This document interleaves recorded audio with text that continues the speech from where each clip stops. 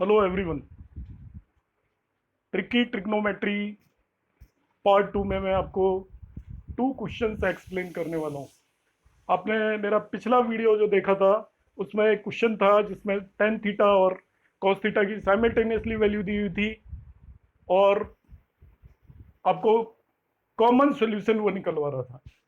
वो वीडियो में कुछ एक्चुअली प्रॉब्लम आ गई एंड में और वो मैंने अपलोड किया है तो उसमें कुछ स्टूडेंट्स को प्रॉब्लम आ रही है। तो अगेन वो एक क्वेश्चन दे रहा हूँ और एक और क्वेश्चन, ये छोटा सा वीडियो होगा जिसमें 2 कंसेप्चुअल क्वेश्चन मैं एक्सप्लेन करने वाला हूँ। एंड तक इसको देखिएगा और जो भी वीडियोस आप देखते हैं उसमें आप क्वेश्चन को नोट करके सबसे पहले खुद क्वेश्चन को सॉल्व करने की ट्राई करिए। यदि आपको ठीक से सीखना है, लर्न करना है, अच्छे से करना सीखना है तो पहले क्वेश्चन को ट्राई करिए। और आपसे जब नहीं होता है, आप जैसे ही उसको देखोगे, मेरा कॉन्सेप्ट जो भी मैं बताऊंगा आपसे वो क्वेश्चन अपना आप ही होगा। नहीं होता है देन ओनली आप एंड तक देखिए। एंड तक किसी भी क्वेश्चन का सॉल्यूशन आप नहीं देखेंगे जब तक कि आप उसको एक दो बार ट्राई नहीं कर लेते हैं। तो देखिए, मैं क्वेश्चन एक्सप्लेन कर रहा हूं जो कि पिछली बार एक्सप्लेन करते टाइम बीच में ही ये डिस्कनेक्ट हो गया था किसी वजह से वीडियो। क्वेश्चन था आपका, find most general solution when tan theta equal to -1 और cos थीटा इक्वल टू 1/√2। इसमें आपको थीटा की एक वैल्यू निकालनी है जिसमें थीटा इक्वल टू -1 tan की वैल्यू होनी चाहिए और cos थीटा की वैल्यू 1/√2 होनी चाहिए। तो इसको देखते ही मैं बता सकता हूँ थीटा किस क्वाड्रेंट में आएगा, आपको भी पता चलना चाहिए। जरा ध्यान से सोचिए कि tan थीटा तो -1 है और cos थीटा 1/√2 है। मीनिंग क्या हुआ इसका कि tan नेगेटिव और cos पॉजिटिव। अब मैं आपको क्वाड्रेंट का कंसेप्ट सिखा ही चुका हूं। tan तो नेगेटिव हो और cos पॉजिटिव हो, ऐसी कौन सी जगह है? तो उस जगह को ढूंढने का सबसे सिंपल तरीका होगा कि cos कहां पे पॉजिटिव होता है। दो जगह पे होता है, एक फर्स्ट क्वाड्रेंट में होता है। तो फर्स्ट क्वाड्रेंट में हम देखेंगे tan नेगेटिव होता है क्या। आपको पता लगेगा कि फर्स्ट क्वाड्रेंट में तो tan नेगेटिव नहीं होता। इसका मतलब theta can not lie in the first quadrant, क्योंकि वहां पे तो सभी कुछ पॉजिटिव होता है। अब जाते हैं हम दूसरी जगह पे जहां पे tan तो नेगेटिव हो, कॉस पॉजिटिव हो। ढूंढने का तरीका, कॉस दूसरी कहां पे पॉजिटिव होता है देखिए। तो हम देखते हैं cos is positive in the fourth quadrant. Fourth quadrant में कॉस पॉजिटिव होता है। अब देखते हैं tan पॉजिटिव होता है कि नहीं फोर्थ क्वाड्रेंट में। नहीं, tan फोर्थ क्वाड्रेंट में नेगेटिव होता है। तो हमें वो क्वाड्रेंट पता चल गया जहां पे कॉस पॉजिटिव हो और tan नेगेटिव हो। दो चीजों का कॉमन सॉल्यूशन निकालने का यही तरीका है। आप एक किसी को भी पिक कर लीजिए। मैं tan को पिक करके समझा देता हूं, सुन लीजिए। tan को मैं माइनस पिक कर लिया। अब मुझे पता करना है कि कौन से क्वाड्रेंट में आएगा। tan नेगेटिव होना चाहिए, cos पॉजिटिव होना चाहिए। तो tan कहां पे नेगेटिव होता है? सबसे पहले tan नेगेटिव होता है सेकंड क्वाड्रेंट में। मगर सेकंड क्वाड्रेंट में तो cos भी नेगेटिव होता है, इसलिए ये थीटा सेकंड क्वाड्रेंट में लाई नहीं कर सकता। सेकंड क्वाड्रेंट में दोनों ही नेगेटिव होते हैं, जबकि इसमें tan नेगेटिव दे रखा है और cos आपको पॉजिटिव दे रखा है। दूसरी जगह tan नेगेटिव होता है फोर्थ क्वाड्रेंट में। तो फोर्थ क्वाड्रेंट में पहुंचा tan नेगेटिव और cos पॉजिटिव होता है, तो फिर मैं उसी कंक्लूजन पर पहुंचूंगा कि ये फोर्थ क्वाड्रेंट में आने वाला है। तो ये तो पता लग गया हमें थीटा कॉमन फोर्थ क्वाड्रेंट में आएगा। प्रिंसिपल सॉल्यूशन 0 to 360 वाला फोर्थ क्वाड्रेंट में आएगा। अब मुझे इसका सॉल्यूशन एक्चुअल कैलकुलेट करना है। तो पहले tan थीटा इक्वल टू -1 के दोनों थीटा की वैल्यू निकालते हैं हम। तो आपको मैंने बताया था जब tan नेगेटिव होता है तो थीटा की वैल्यू पाई माइनस थीटा आएगी और एक 2 पाई माइनस थीटा आएगी। पाई माइनस थीटा क्यों आएगी? Because it lie in the second quadrant and 2 pi minus theta it lie in the fourth quadrant. In both the quadrants tan is negative. So निकालने के लिए मैं क्या करूंगा, पहले tan थीटा पॉजिटिव 1 कहां पे होता है वो निकालूंगा। That is equal to π/4। तो नेगेटिव होगा ये पाई माइनस π/4 पर और दूसरा नेगेटिव होगा 2 पाई माइनस π/4 पे। तो tan नेगेटिव होगा 3 π/4 एंड 7 π/4। जिसको थोड़ा भी डाउट है इसको निकालने में, तो मेरा आपको tan थीटा निकालने का वीडियो आप देख लीजिएगा, इससे जस्ट पहले ट्रिग्नोमेट्री का। उसमें आपको अच्छे से पता चल जाएगा कि tan थीटा इक्वल टू -1 कैसे निकालते हैं थीटा की वैल्यू। तो ये थीटा की दोनों वैल्यू निकाल ली है, वो वीडियो इसीलिए अपलोड किया है। आप थीटा निकालना सीख लीजिए। अब cos थीटा 1/√2 है, तो एक थीटा की वैल्यू तो आपको स्ट्रेट फॉरवर्ड पता लगी जाती है। फर्स्ट क्वाड्रेंट में पॉजिटिव होते ही हैं सभी। तो एक थीटा की वैल्यू π/4 है। cos फिर दोबारा से पॉजिटिव होता है 2 पाई माइनस थीटा से। तो 2 पाई - दूसरी वैल्यू हो जाएगी और वो आ जाएगा 7 पाई/4। तो कॉस थीटा की वैल्यू आपकी, थीटा की वैल्यू पाई/4 एंड 7 पाई/4 हो गई। दोनों में जो कॉमन वैल्यू आ रही है देख लीजिए, वो 7 पाई/4 है। दोनों में कॉमन वैल्यू क्या आ रही है? 7 पाई/4। तो cos theta equal to cos 7 पाई/4 लेंगे। कॉस थीटा इक्वल टू क्या लेंगे? कॉस 7 पाई/4। ध्यान से सुन लीजिए, कॉस से निकाल रहा हूं इसको मैं। कॉस थीटा इक्वल टू लूंगा कॉस 7 पाई/4। इससे थीटा के जो जनरल सॉल्यूशन निकालोगे वो आएगा theta equal to 2n pi plus minus 7 पाई/4। 2n पाई प्लस माइनस 7 पाई/4 लूंगा, मगर आंसर मुझे -7 पाई/4 नहीं लेना है, केवल +7 पाई/4 लेना है, क्योंकि -7 पाई/4 में 10 का साइन बदल जाएगा। तो इस क्वेश्चन का आंसर है 10, क्योंकि नेगेटिव ही दे रखा है। तो general solution of this question will be theta equal to 2n pi plus 7 पाई/4 will be the answer of this one particular question. ठीक है। अब इसके बाद मैं एक और क्वेश्चन एक्सप्लेन करता हूँ, जो कि एक स्टूडेंट ने डाउट में पूछा था। वो क्वेश्चन आपको ये रहा आपका क्वेश्चन नंबर 4।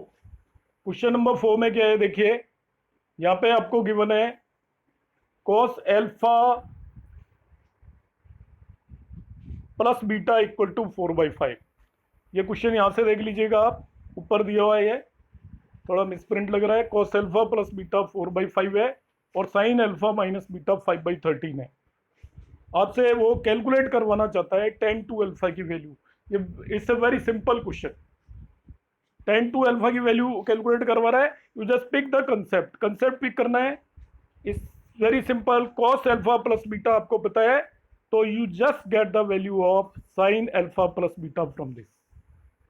किसकी वैल्यू निकालेंगे हम? साइन एल्फा प्लस बीटा की वैल्यू निकाल लीजिए।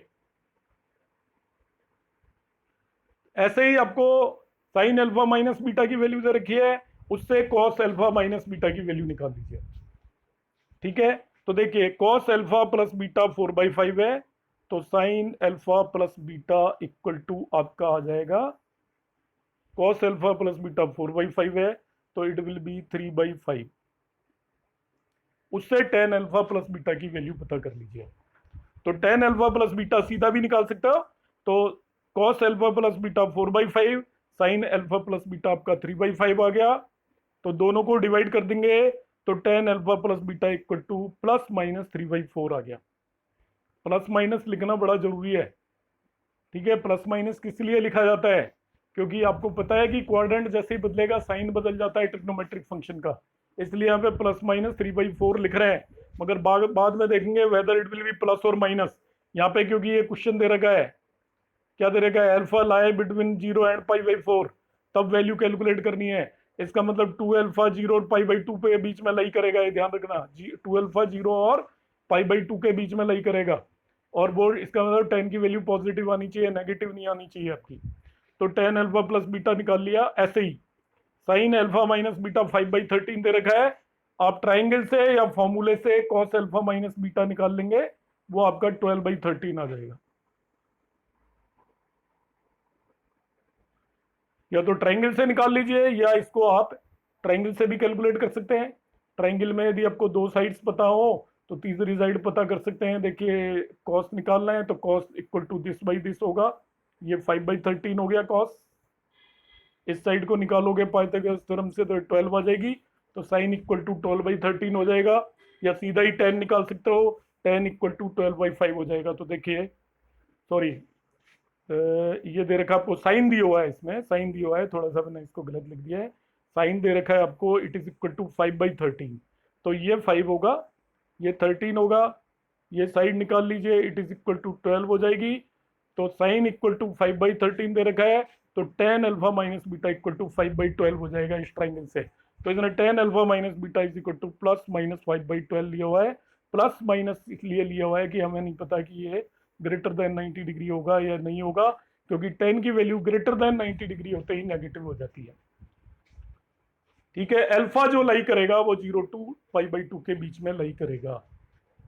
ठीक है। Alpha lie between 0 to pi इसलिए 2 alpha will lie between 0 to pi. आप इसमें क्वेश्चन में देखोगे तो अल्फा लाई कर रहा है 0 to π/2 में, तो 2 alpha will lie between 0 to π। तो tan 2 अल्फा की वैल्यू हम कैलकुलेट करेंगे। tan 2 alpha can be written as tan 2 alpha, it can be written as 2 alpha को alpha plus beta plus alpha minus beta लिख देंगे। देखिए ये 2 अल्फा ही है, तो tan 2 अल्फा को tan alpha plus beta plus alpha minus beta लिख दिया। Now you apply the formula of tan a plus B. A को अल्फा प्लस बीटा ले लेंगे, बी को अल्फा माइनस बीटा ले लेंगे। तो tan a प्लस बी का जब हम फॉर्मूला लगाएंगे तो वो आएगा tan a plus tan b divided by 1 minus tan a tan b। tan alpha plus beta और tan अल्फा माइनस बीटा की वैल्यू हमारे पास ऑलरेडी अवेलेबल है। You just put those values. इसकी वैल्यू पुट करते ही you will have it is 56 divided by 33। वो value आ जाएगी आपकी tan 2 अल्फा की। इसमें क्वेश्चन में मैं कुछ प्रिंट करते टाइम ये इसमें कुछ मिस्टेक आ गई है, इसलिए ये है। एक्चुअली अल्फा जो लाई कर रहा है वो 0 to π/4 में है, इसलिए 2 अल्फा लाई करेगा बिटवीन 0 to π/2 में। तो tan 2 अल्फा की वैल्यू पॉजिटिव ही आने वाली है और वो हम इसे पॉजिटिव ही लेंगे। ठीक है, तो इससे वेरी सिंपल क्वेश्चन क्या करना है आपको, tan 2 अल्फा निकालना है। तो tan 2 अल्फा को will write tan alpha plus beta plus alpha minus beta लिख देंगे और tan a प्लस बी के फॉर्मूले से उसको ओपन कर देंगे। tan अल्फा प्लस बीटा की वैल्यू हमने ऑलरेडी फाइंड आउट कर ली है इससे, cos अल्फा प्लस बीटा से, और tan अल्फा माइनस बीटा की वैल्यू भी इससे फाइंड आउट कर लिया है। किसी भी ट्राइंगल से आप किसी भी चीज की वैल्यू निकाल सकते हो। ठीक है, suppose cos alpha plus beta यहाँ पे 4/5 दिया हुआ है, cos alpha plus beta 4/5, it mean this is 4, this is 5, third side निकाल लीजिए, दिस इज 3। तो tan की वैल्यू 3/4 हो जाएगी। In this way we can calculate any trigonometric function.